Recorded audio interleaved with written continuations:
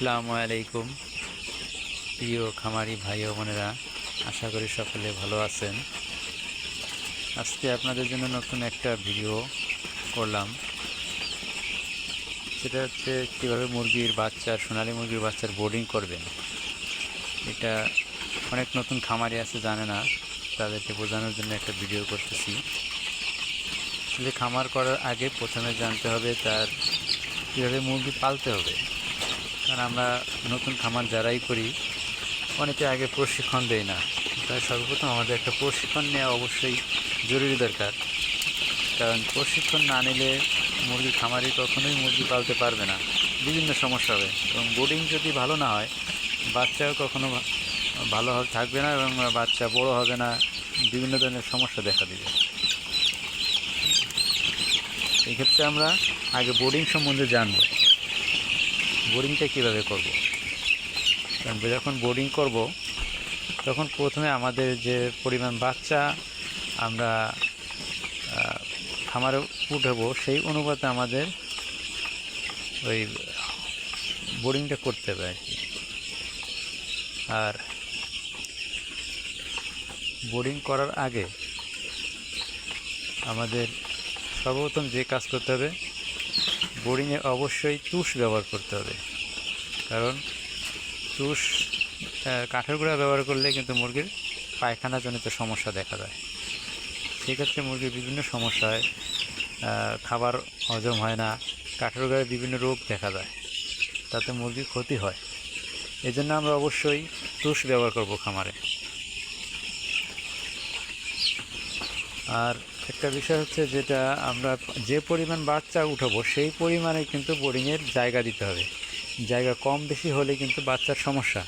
যেমন কম হলে, জায়গা যদি কম হয় সেক্ষেত্রে বাচ্চা জোড়াজড়ি করবে, একটার উপরে একটা উঠে যাবে, বাচ্চা মারা যাবে।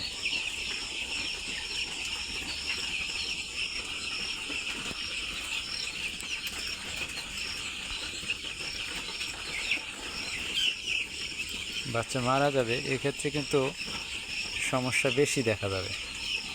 আবার আরেকটা সমস্যা হইতেছে, যেটা জায়গা যদি বেশি হয় সেক্ষেত্রে আবার বাচ্চার তাপমাত্রা কম পাবে, সেক্ষেত্রে কিন্তু আরও সমস্যা। এই জন্য আমাদের যতটুকু জায়গার দরকার ঠিক ততটুকু জায়গায় নিতে হবে, বেশিও নেওয়া যাবে না, কমও নেওয়া যাবে না।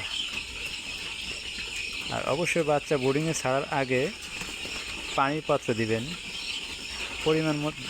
যে পরিমাণে বাচ্চা ছাড়বেন সেই অনুপাতে পানির পাত্র দিবেন। পানির পাত্র যেন কম বেশি না হয়।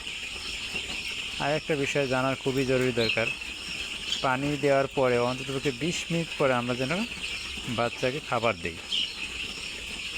20 মিনিট পরে খাবার দিলে আর বাচ্চার সমস্যাটা একটু কম হবে। পানি দেওয়ার সঙ্গে সঙ্গে আমরা খাবার দেবো না, বাচ্চাকে সর্বপ্রথম পানি খাওয়াবো। আর পানি দেওয়ার সাথে আমরা পানিতে প্রথমে দেবো লাইসোবিট। 6 ঘন্টা লাইসোবিট খাওয়াবো। লাইসোবিট খাওয়ানোর পরে 6 ঘন্টা পরে আমরা দেব অ্যান্টিবায়োটিক, নাড়ি শুকানোর জন্য। নাড়ি কাঁচা থাকলে বাচ্চা মারা যাবে, সেক্ষেত্রে আমরা অ্যান্টিবায়োটিক ব্যবহার করব। যেমন প্রথম অ্যান্টিবায়োটিক যেমন আমি ব্যবহার করতেছি, রেনামক্স ব্যবহার করছি, এর সাথে অ্যান্ড্রোসিন দিছি। এটা 3 দিন খাওয়াইছি। এটা রেজাল্ট ভালো, এই জন্য আমি এটাই খাওয়াইতেছি। মক্সাসিলিন খাওয়াইতে পারেন, মক্সাসিলিন গ্রুপের একটা অ্যান্টিবায়োটিক ব্যবহার করলেই হবে। সাথে অ্যান্ড্রোসিন দিছি। এটা 3 দিন ব্যবহার করার পরে আপনারা অবশ্যই ভ্যাকসিন করবেন। 3 থেকে 5 দিনের ভিতরে ভ্যাকসিন করবেন। কারণ ভ্যাকসিনটা 3 দিনে করতে পারলে অনেকটা ভালো হয়।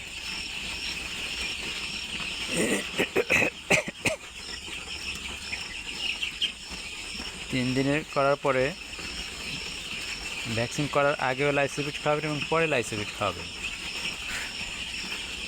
ভ্যাকসিন দেওয়ার আগে লাইসোবিট, পরেও লাইসোবিট, তা নাহলে কিন্তু বাচ্চার একটা ধকল আসবে। সেক্ষেত্রে আরেকটা বিষয় আমাদের লক্ষ্য করা জরুরি দরকার, সেটা হচ্ছে ভ্যাকসিন করার পরে একদিন আমরা ঠান্ডা পানি, ফ্রেশ সাদা পানি খাওয়াবো, কোনো ওষুধ দেব না।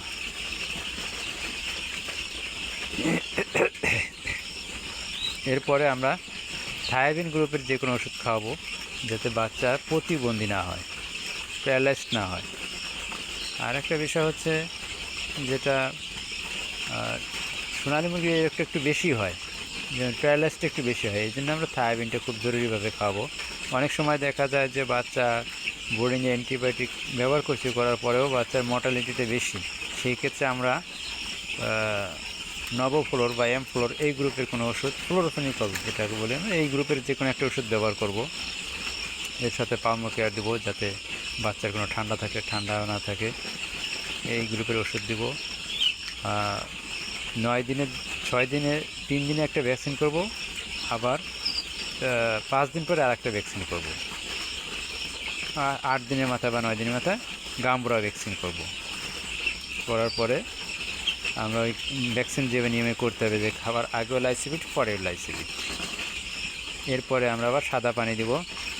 দেওয়ার পরে আমরা ঠান্ডার একটা কোর্স করব, কারণ সোনালী মুরগির আমরা 3 বার ঠান্ডার কোর্স করব, যাতে ঠান্ডা না থাকে।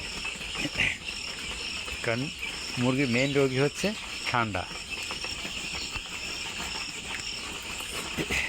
ঠান্ডায় মুরগির সমস্যাটা একটু বেশি হয় সোনালী মুরগির। ঠান্ডা এবং আমাশা, এই দুইটি রোগ বেশি হয়। আমরা ঠান্ডার কোর্স করার পরে আবার একদিন সাদা পানি খাওয়াবো।